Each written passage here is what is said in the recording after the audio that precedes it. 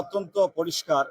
দরগায়ে শাহজালাল রহমতুল্লাহি আলাইহি শুধুমাত্র বাংলাদেশ নয়, সারা বিশ্বের জন্য অত্যন্ত গুরুত্বপূর্ণ স্থান, মানুষের ভাব, আবেগ, ভরসাস্থল। এই দরগা শরীফ, এখানে যত কার্যক্রম আছে অবশ্যই স্বচ্ছভাবে হওয়া উচিত, এখানে জবাবদিহিতা থাকা উচিত।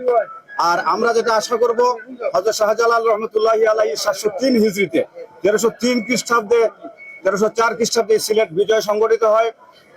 এরপর থেকে তিনি সেখানে খানকা কার্যক্রম, লঙ্গরখানা, মুসাফিরখানা, সেবার যে ব্যাপক কর্মসূচি তিনি চালু করেছিলেন, আবারও এই স্বচ্ছতা এবং জবাবদিহিতার মাধ্যমে হযরত শাহজালাল রহমতুল্লাহি আলাইহি এর প্রতিষ্ঠিত বিশাল ব্যাপক খানকা শরীফ আবার প্রতিষ্ঠিত হবে।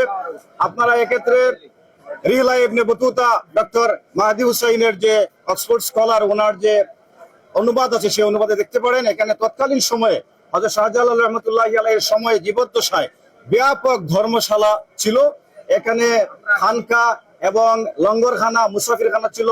আর আমরা যেটা মনে করি সিলেটের মানুষের জন্য অত্যন্ত মর্যাদার বিষয়, যারা বাইরে থেকে আসেন তাদের জন্য আমরা সঠিকভাবে আপ্যায়ন করতে পারি, মেহমানদারি করতে পারি।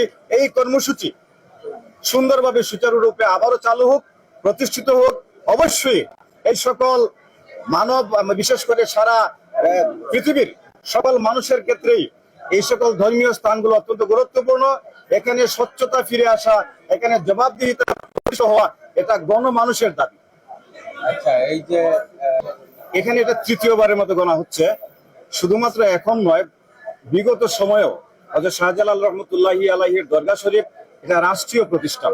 এখানে রাষ্ট্রের কোটি কোটি টাকার বিভিন্ন স্থাপনা রয়েছে। সুতরাং এই জায়গার বিভিন্ন আয় ব্যয় পূর্বেও যা ছিল সেটাও সুচারুরূপে হিসাব করা হোক, আমরা সেটা চাইবো।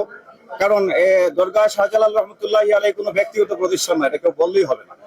আপনারা দেখেন চতুর্দিকে এই যে বিভিন্ন স্থাপনাগুলো আছে, এগুলো কিন্তু বাংলাদেশের মানুষের ট্যাক্সের টাকায় প্রতিষ্ঠিত। সুতরাং এখানের প্রত্যেকটা টাকা, প্রত্যেকটা আয় ব্যয় সুষ্ঠু এবং সুচারুরূপে অডিট, অর্থাৎ রাষ্ট্রীয়ভাবে আপনার যে সকল অডিট প্রতিষ্ঠান আছে সেই অডিট প্রতিষ্ঠান দ্বারা অডিট করা হোক, অডিট করে এর আয় ব্যয় হিসাব করা হোক, এবং বিগত সময়ের যে আয় ছিল সেই আয়গুলা কোথায় ব্যয় হয়েছে, কিভাবে ব্যয় হয়েছে, এই বিষয়গুলো জনসমক্ষে প্রচার হওয়া উচিত। কারণ আমি আবারও বলছি যে দরগাহ শাহজালাল রহমতুল্লাহি আলাইহি রাষ্ট্রীয় প্রতিষ্ঠান। আপনারা দেখবেন এখানে যতগুলো স্থাপনা আছে সবগুলো স্থাপনা বাংলাদেশের জনগণের ট্যাক্সের টাকায় প্রতিষ্ঠিত। এখানে আপনার পুলিশ ক্যাম্প আছে, এই পুলিশ ক্যাম্প, পুলিশদের বেতনও কিন্তু রাষ্ট্রের আপনার এই যে ট্যাক্স থেকে পরিশোধিত হয়। সুতরাং এটা রাষ্ট্রীয় প্রতিষ্ঠান, এখানে ব্যক্তিগত কোনো কার্যক্রম থাকার কোনো সুযোগ আমরা দেখি না। প্রত্যেকটা জায়গায় আপনার স্বচ্ছতা এবং জবাবদিহিতা প্রয়োজন। বর্তমান সরকারও এই বিষয়ে অত্যন্ত সচেতন বলে আমরা দেখেছি। মাননীয় প্রধানমন্ত্রী অত্যন্ত স্বচ্ছতার পক্ষে কথা বলছেন। আমরা আশা করব ধর্মীয় যত প্রতিষ্ঠান আছে প্রত্যেকটা মাজার শরীফ, দরগা শরীফে স্বচ্ছতা, জবাবদিহিতা প্রতিষ্ঠিত হোক। রাষ্ট্রীয়ভাবে অডিট, বিভিন্ন অডিট ফার্ম দ্বারা এখানে অডিট করা হোক এবং এগুলো জনসম্মুখে প্রচার করা হোক। তবে দরগায়ে শাহজালাল রহমতুল্লাহি আলাইহি অন্য কোন দরগা শরীফের মতো নয়। কারণ হযরত শাহজালাল রহমতুল্লাহি আলাইহি সিলেট বিজয়ের পরে তিনি একজন রাজ্য বিজেতা। বিভিন্ন দরবেশদের মধ্যে ওনার আলাদা একটা পরিচয় হচ্ছে তিনি একজন রাজ্য বিজেতা। এবং রাজ্য বিজয়ের পরে আসলে দরগায়ে শাহজালাল থেকেই কিন্তু আপনার সিলেট পরিচালিত হয়েছে। গভর্নর ছিলেন সিকান্দর গাজী, গভর্নর ছিলেন হায়দার খান গাজী, এবং তৎকালীন সময়ে আলাউদ্দিন আলী মুবারক শাহ এবং বাংলার সুলতান ফখরুদ্দিন মুবারক শাহ উভয়ই হযরত শাহজালাল রহমতুল্লাহি আলাইহির শিষ্য ছিলেন। আমাদের সিলেটবাসী অত্যন্ত আনন্দিত যে এই হযরত শাহজালাল রাদিয়াল্লাহু মাজারে কোটি কোটি টাকা বিভিন্ন জেলা, বিভিন্ন বিভাগের মানুষ এসে দান করে। আর এই দানের টাকা শত শত বৎসর একটি গোষ্ঠী বহন করে যেত। ডিসি সরওয়ার আলম উনি হঠাৎ করে এই সিলেট আসেন, আর ওনার নেতৃত্বেই, শুধু ওনার নেতৃত্ব বলতে আমার ভুল হবে, সরকার ওনাকে দায়িত্ব দিয়েছিল এই মাজারের টাকা কোথায় যায় খতিয়ে দেখার জন্য। তাই ডিসি সরওয়ার আলম উনি ওনার ভূমিকা পালন করেছেন।